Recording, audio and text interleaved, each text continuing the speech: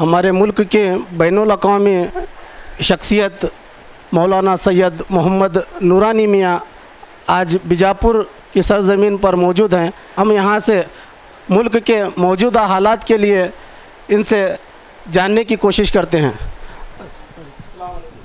वालेकुम सलाम व रहमतुल्लाहि व बरकातुहू। जी, आपका बीजापुर आना खैर मक़दम है। बहुत बहुत शुक्रिया। ये मदीनतुल औलिया है और कम व बेश हर सिलसिले की नुमाइंदगी सूफिया किराम के हवाले से शहर में हो रही है और ये मेरी दूसरी आमद है और माशाअल्लाह बड़ा अच्छा महसूस हो रहा है अल्हम्दुलिल्लाह। तो आपका मकसद आने का?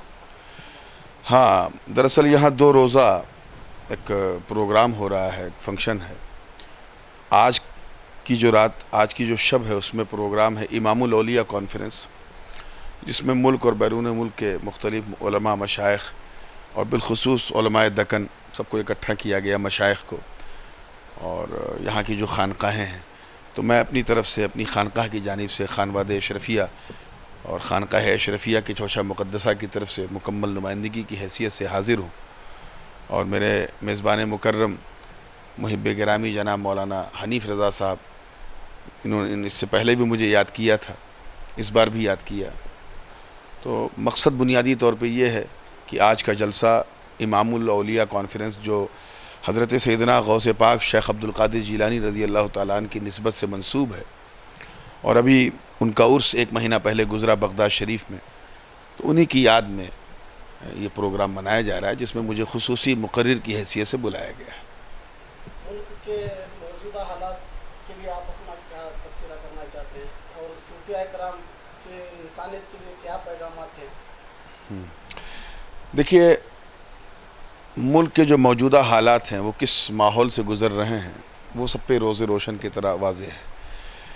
बस इन हालात में मुसलमानों के लिए क्या लाहे अमल हो, क्या तरीक़ेकार हो, और बिलखुसूस नौजवानों के लिए तो सबकी अपनी अपनी एक ज़िम्मेदारी है। मैं ये चाहता हूँ कि हर इंसान, एक मुसलमान होने की हैसियत से हर मुसलमान अपनी ज़िम्मेदारी को महसूस करे। जो उलमा की ज़िम्मेदारी है वो उलमा महसूस करे, जो मशाइख की हैं, खानकाहों की हैं, और जो आम पब्लिक की है, नौजवानों की अलग।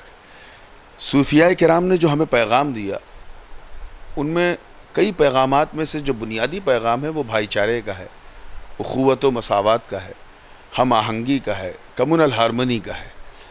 आज इस मुल्क में, ये मुल्क जो एक गंगा जमुनी तहज़ीब का आईनादार रहा है, जहाँ पर हारमनी, आपसी सौहार्द, मोहब्बत और सबसे जो हुब्बुल वतनी का जो जज्बा हिंदुस्तान जिसके लिए पहचाना जाता है, आज कुछ कम्युनल ताकतों की वजह से और वोट और नोट की पॉलिसी की वजह से ये मुल्क ऐसा लगता है जैसे किसी नज़र बद का शिकार है। ऐसी सूरत में मुसलमानों का इस्लामी तशख़्ख़ुस वो भी कहीं ना कहीं ख़तरे में है और हमें टारगेट बनाया जा करके हमें बैकफुट पे लाया जा रहा है। उसमें जो सबसे बड़ा मैदान है वो एजुकेशन का। आज तालीमी मैदान में मुसलमानों का सबसे बुरा हाल है।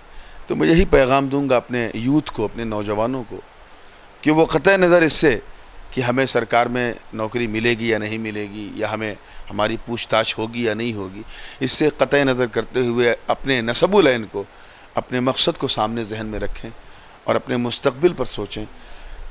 वही कौम तरक्की करती है जिसके पास इल्म है। आज इल्म जो है वो कहीं ना कहीं हमारी जमात उससे कोरी और उससे पसमानदा नज़र आ रही है। तो मेरा पैगाम तमाम आलम इस्लाम को और बिलखुसूस हिंदुस्तान के नौजवान मुसलमानों के लिए है कि वो तालीम और ताल्लुम और तरबियत की तरफ तवज्जो दें और अपनी तवज्जुहात को हार्ड लाइनर से हटाएं। ये जो इस्लाम के नाम पर, इस्लाम का मुखौटा पहनकर जो दहशतगर्दी की बातें करते हैं, ब्रेन वॉशिंग जो हो रही है, उनसे दूर होकर के सूफिया के पैगाम को फॉलो करें। ये वही सूफिया किराम हैं जिनके दम बदम हिंदुस्तान आज मुसलमानों की सबसे बड़ी अक्सरियत का देश है। तो बड़ी तादाद में नौजवान आपको फॉलो करते हैं, उस हिसाब से काफ़ी तादाद में नौजवान मसलक के एतबार से बिखर गए हैं। हाँ, यही इन्हितात है।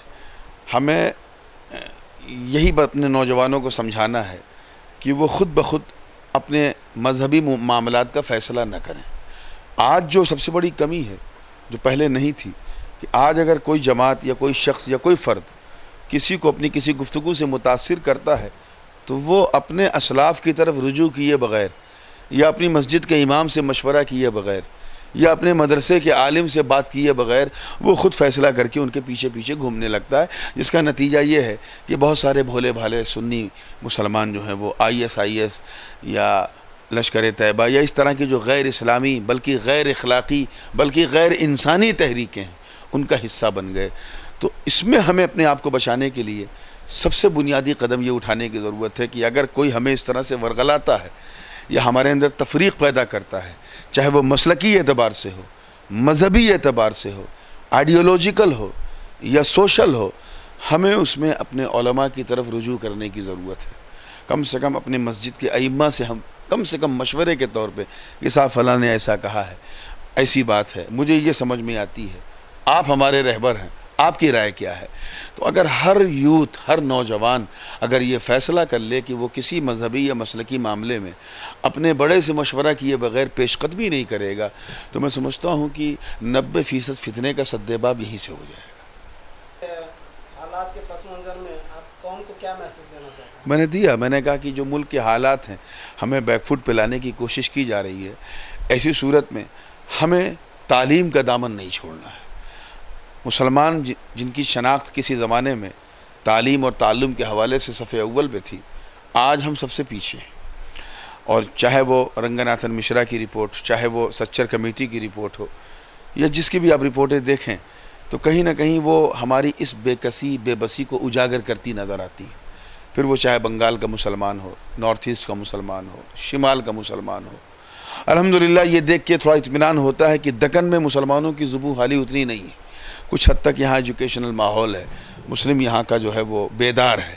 بس یہی بیداری مسلمانوں میں لانے کی ضرورت ہے۔ ان کو یہ سمجھنا چاہیے کہ یہ ملک ان کا ہے، ہندوستان ہمارا ہے، ہمیں اس ملک میں برابر سے رہنے کا حق ہے۔ ہم اقلیت میں ہیں تو اگر ہمیں اگنور کیا جائے گا تو ہم اپنے کردار سے، اپنی تعلیم سے، اپنی کوششوں سے جو ہے وہ شانہ بشانہ ہو کے ہم حالات کا سامنا کریں۔ جیسا کہ آپ نے مولانا سید محمد نورانی میاں سے انٹرویو دیکھی تو مولانا کا پیغام ہے کہ دنیا میں اگر انسانیت برقرار رہ سکتی ہے تو صرف صوفیاء کرام کی تعلیمات سے، اور نوجوانوں سے گزارش کی کہ بنا کسی مسلک کے صرف اور صرف تعلیم اور اپنے اخلاق اور کردار کے ذریعے اس دیش کے مقدر کو سنوارے۔ میں عابد شیخ، کیمرہ مین پرشانت کے ساتھ بی نیوز نیشن بیجاپور۔